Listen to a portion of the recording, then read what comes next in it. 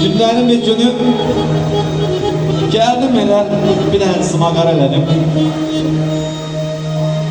Xəyallar qurursan məndən xəbərsiz.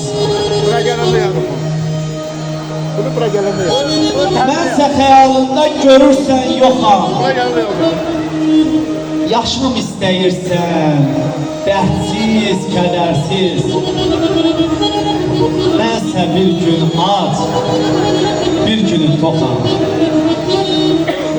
Varlı xəyalıdır sənin xəyalın. Yaşada bilmərəm onları sənə.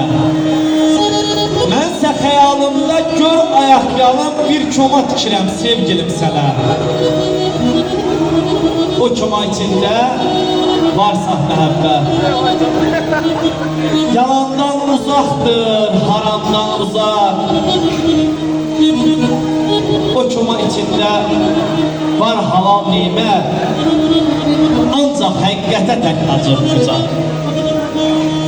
Həqiqət budur ki, mən elə buyam. Varım da, yoxum da, göz qabağında. Bəzən sərt oluram, bəzən də suyam. Mənimlə yaşayan eşq qabağında. Bu iki gəncə arzum odur ki,